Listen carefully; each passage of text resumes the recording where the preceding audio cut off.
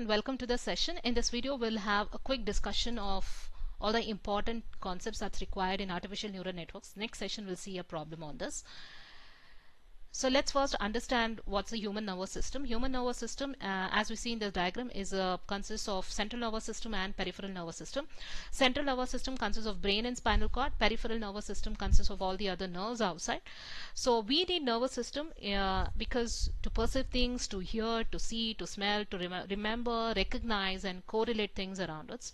So basically, nervous system is nothing but a learning system which consists of functional units called nerve cells, which are typically called as neurons. So now central nervous system, as I said, constitutes the brain and the spinal cord, and all the neurons outside and inside the CNS constitutes the peripheral nervous system. Now there are three types of neurons: sensory neurons, motor neurons, and interneurons. Sensory neurons helps to give information or send information to different parts of the body and bring it back to the central nervous system. Motor neurons will receive information from other neurons and transmits the commands to the body parts, whereas interneurons are used to connect one neuron to another.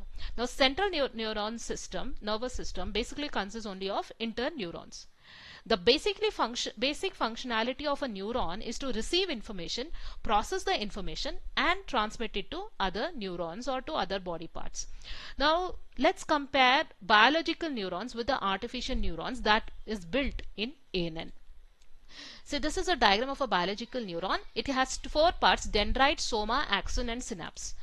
So the entire body of the neuron is called as soma. These are the dendrites, the lines which we see. So basically through dendrites the input is sent into the soma or the cell body, and every neuron is connected to several other neurons, maybe up to 10,000 neurons, through an interconnection which we call it as axon. And a neuron will get fired only if the information that it receives will cross a certain value which we call as a threshold value. So basically the information is transmitted to the neuron only through a synapse. So the synapse is basically gets fired with an electric impulse which we call as spikes, which are transmitted from one neuron to another neuron. So what you have to remember is a neuron will get fired only when the input information is greater than the threshold value. Now let's map this biological neuron to an artificial neuron. See, the diagram is very similar to the previous diagram which I saw here. So instead of this cell body I have written a circle, right? So you are getting inputs here. So the inputs to this is the cell body. These are the inputs. The inputs are x1, x2 up to xn, and every input you just don't give it directly, it will have associated weights with it, right? And this is the output of the cell body, and the output is sent to various other neurons. So it is transmitted through the interconnection which is nothing but the axon. So a node or a neuron, this is a node, right, or a neuron, it receives one or more input information and it processes that information. So the nodes or the neurons are connected to each other through the interconnection link, and every link is associated with a weight which we call it as synaptic weight, that is W1, W2, W3, and so on. So this is a simple model of an artificial neural neuron, which we also call as McCall and Pitt's neuron mathematical model. See, the diagram remains the same except that we have an additional activation function here, right? So this is the first mathematical model of a biological neuron which was designed by McCall and Pitts, and it has two important steps. First one is, these are the inputs. You can see that neuron is a basic processing unit, and it receives a set of inputs x1, x2 up to xn, and it has associated weights. So basically it receives weighted inputs. It does not just receive x1, x2, it receives x1 w1, it receives x2 w2, and so on, which is summed up together. So basically there is a summation function here, and the output of this is sent to an activation function where it checks. So the output we call it as net sum. If the net sum is greater than the threshold value, then the output is 1. Otherwise the output is 0. So here I am seeing an activation function which we can see that it is like a binary step function. It is either giving output as 1 or 0, and this vertical line is nothing but the threshold. So the input to our activation function is the net sum and the threshold value. So the output you will get only if the net sum is greater than or equal to threshold. Right now this is a net sum which is an input. to the activation function, this threshold is represented as theta, and the activation function is represented as f of x, and the output is y. So basically the activation function which you are seeing here is a binary step function. Why? Because you can see that the output y is 1 if net sum is greater than or equal to threshold value theta. Output y is 0 if the net sum is less than threshold theta. So this is the formula of your output neuron y. So this is our McCall-Pitts neuron mathematical model. And what you have to remember is McCall-Pitts neuron model will represent only few Boolean functions. You can use this model to represent AND Boolean function and OR Boolean function, because in AND what happens, only when all the inputs are 1 you get the output as 1, otherwise it's 0. In OR, if either at least one input is 1, you get the output as 1. So basically what you see is AND and OR is linearly separable. You do not have problems on this, so I'm not going into depths of this. What you just need to remember is this model can be used to represent AND and or Boolean functions only. XOR cannot be modeled. So this is a diagram of your artificial neural network structure. If they ask how to represent or explain artificial neural network structure, write this diagram. So what you see here is, it is a layered architecture. You have input layer, hidden layer, output layer. This is a hidden input layer to which I am getting the inputs x1, x2 up to xn. This is the output layer which is going to give only one output. This is a hidden layer. You can see that every neuron, these cells are nothing but neurons. Every neuron is connected to every other neuron. See, this is connected to this, this, this. So you can see that every neuron is connected to every other neuron here. But finally at the output, from hidden layer to output layer, you just have one signal coming from here to here, one signal from here, like this. And what is one more important is, there's one more input, that is bias, which is given to all the hidden layers. Let's say this is bias B1 is given to this, bias B2 is given to this, bias B3 up to bias Bn. So basically the artificial neural network imitates a human brain. So it's a network structure, it's a directed graph, it is a layered architecture, it has 3 layers, input, hidden and output layer. You have the activation levels, right? So basically the activation levels will be inbuilt here, right? So the net sum will be compared to the threshold value. If it is greater than the threshold, the neuron will be fired, otherwise it is not fired. It's not shown, but inside every cell here there will be a activation function. So each neuron employs an activation function that determines the output of the neuron. Inside every neuron here is nothing but the McCall-Pitts mathematical model which I just showed in the previous slide. So the neuron will transform linearly the input signals by computing the sum of the input signals, weights, and it also adds bias to it. So activation function is also there here, which is checking the value of the input is greater than or equal to threshold. It will fire the neuron. Otherwise, the output will be 0. So this is that was about the artificial neural network structure. Now let's go to the next concept. What is activation function? What are the different types of activation function? Or list some linear and non-linear activation function. So this is the same diagram in a much simpler way, right? You have the weights. So these are the inputs. The weights are multiplied with the weights and it is given to a summation function. So what you have here is the net sum.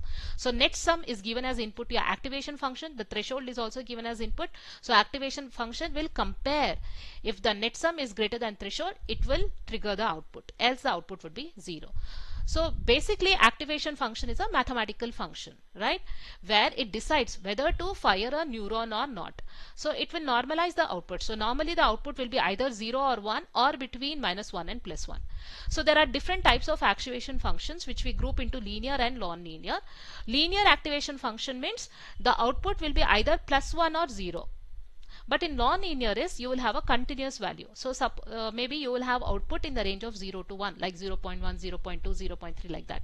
Or you will have the output in the range of -1 to 1, like -1, -0.2, -0.3, 0.2, 0.3 up to 1. So basically you have a continuous values in your non-linear activation function. And non-linear activation function has a lot of scope in when you are developing audio processing projects, video processing projects, or image processing projects. So let's list the different types of activation function. This is the identify function. In all the rest of the activation functions, the x-axis will be your input, the output would be your f of x. So f of x is directly proportional to x. As x increases, f of x also will increase linearly. So the output is ranging here from minus infinity to, let's say, to infinity. The second, so this is a linear function. Then you have a binary step function. See, the x-axis is the input, output is the f of x. What you see is f of x, the output is 1 for values of x greater than 0. If x is less than or equal to 0, the output is 0. Okay, if the input is, if x is negative, then the output is 0. If x is positive, the output is 1. So this is a binary step function. The third one is bipolar step function. Bipolar because the output is ranging from plus positive to negative, right? You have polarities, positive or negative. The output is 1 if x is greater than theta. So there is a difference here, right? Compared to the previous one, the output is 1 if the input is greater than theta. If it is less than theta, you have minus 1. The fourth one is sigmoidal function. Now this is a non-linear function. So this is the sigmoidal function. Here what you see here is it's very similar to a S-shaped curve. The output is ranging here from 0 to 1. See, here it is 0, here it is 1. But in between you have values in the range of 0 to 1. You have like 0.1, 0.2, 0.3. What is important here, at 0.5 actually it crosses the threshold. So this point is actually 0.5. So when x is 0, the output is 0.5. So it's quite symmetrical. One thing you have to remember is sigmoidal function or logistic function suffers from vanishing gradient problem. You have to write this equation, you have to write the diagram, you have to write these points. So this is a formula for sigmoidal function. It is 1 by 1 plus e power of minus x. So as you go on increasing the values of 0x, change the values of x, you will get a S-shaped curve like this. The fifth one is ramp function. So as the word itself says here, you have a ramp here, right, from 0 to 1. So from x ranging from 0 to 1, the output is x. For x value greater than 1, the output is 1. For x value less than 0, the output is 0. So here the upper and lower limit is fixed. The seventh one is tan hyperbolic function. The formula is like this, 2 by 1 plus e power of minus 2x minus 1. So this we call it as a scaled version of sigmoid function. Why we call it as sigmoid is, if you see the diagram, when you plot x with respect to tan hyperbolic x, you also get a S-shaped curve, just like sigmoid, but the only difference is it's scaled. You can see that for the positive value of x, the tan hyperbolic values are positive, otherwise it's in the third quadrant, right? So it is a scaled value, because in sigmoid the values were ranging from 0 to 1, but here it is ranging from negative value to some positive values. That's why it's a scale. Now here tan hyperbolic also suffers from vanishing gradient problem.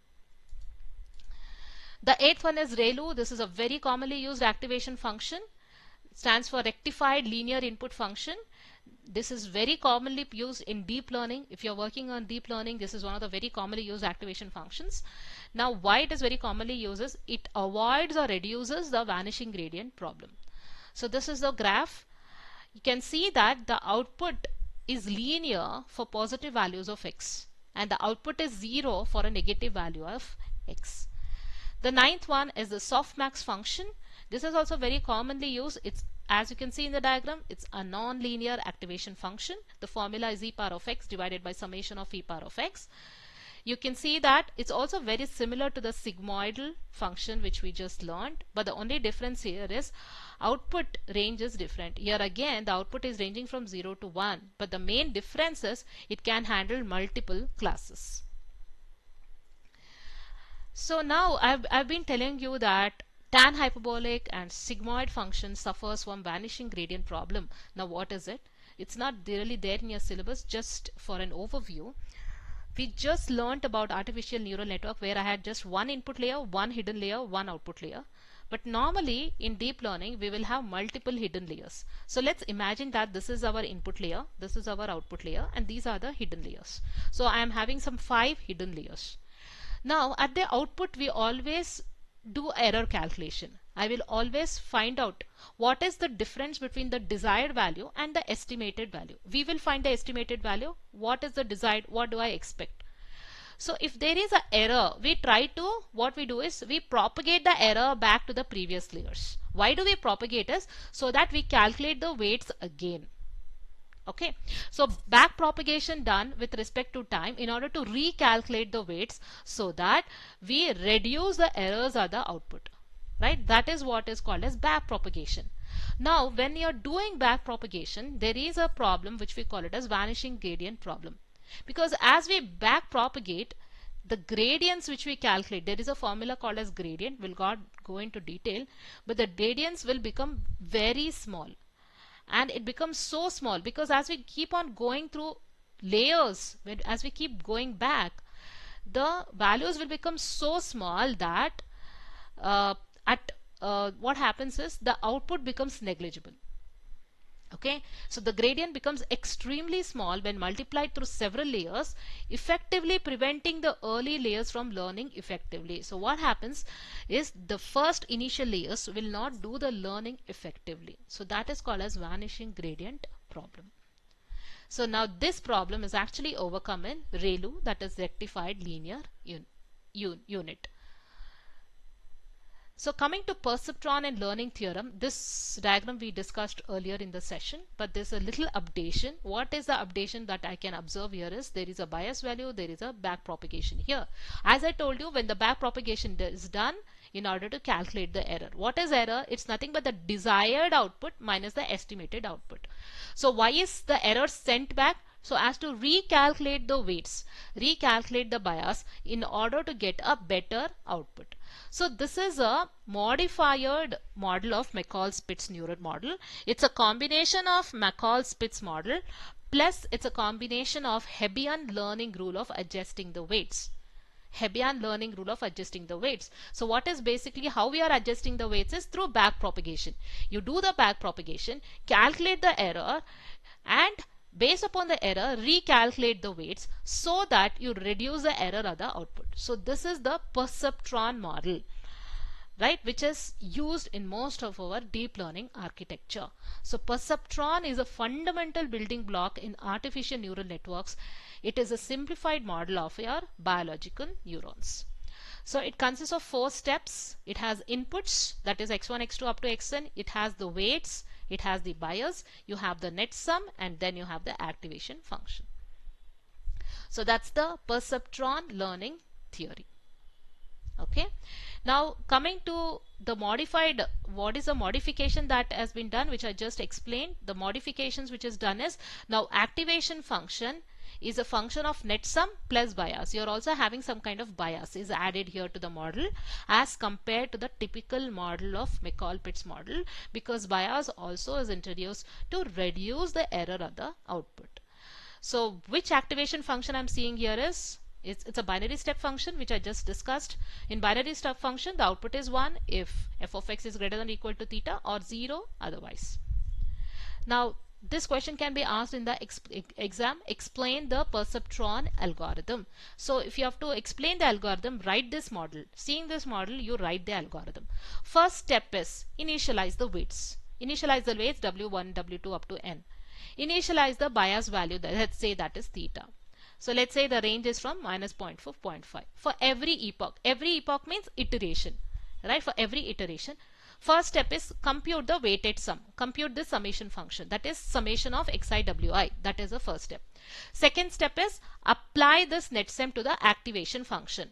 Now in this diagram, my activation function is a binary step function. So I will write, instead of f of x, I am writing here step of this. What are the parameters for my step function? The weighted sum, that is x1 w1 plus x2 w2 minus theta, that is the bias, right? So these two are the inputs to my step function. The third step is if this sum is greater than the threshold value, the output is positive, else it is negative. That is, I calculated the y in the third step. Fourth step is calculate the error. What is error? It is desired error minus the estimated error. If error is positive, increase the output y. If it is negative, decrease the output y. So fifth step, what we do is we update the weights based upon the error value which we received. So how do you update the weights? Delta of wi is equal to alpha into error into xi.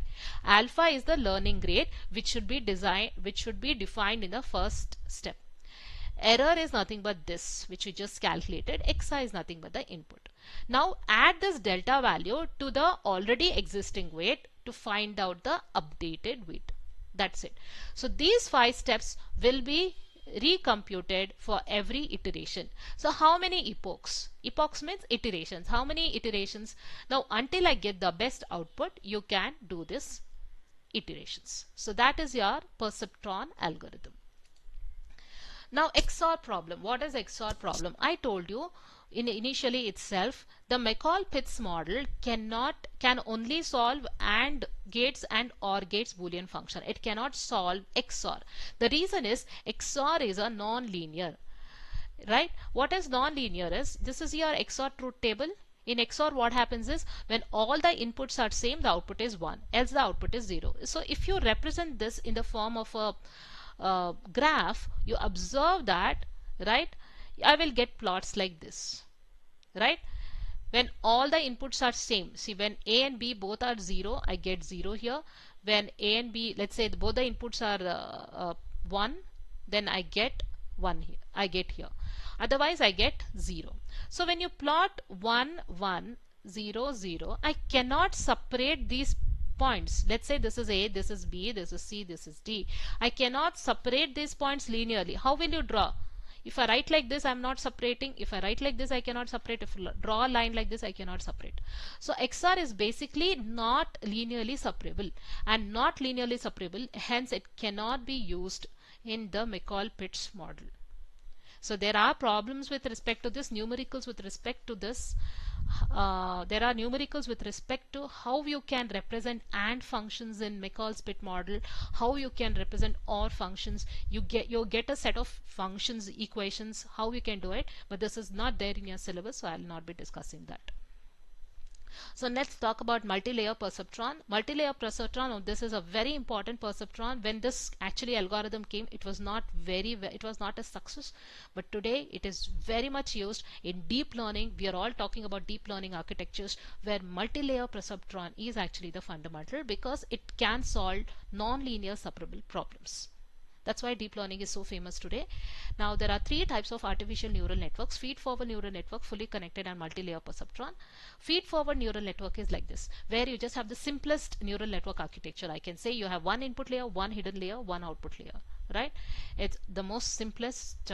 Why we call it as feed-forward is because there is no back propagation. You don't see anything coming back. That's why it's feed-forward.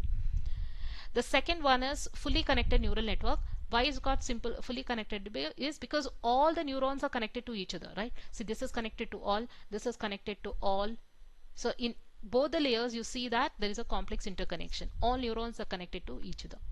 The third one is multi-layer perceptron. This is a hot topic today for basic fundamental for the deep learning architecture today. Why it's multi-layered? Because you have multiple hidden layers here, right?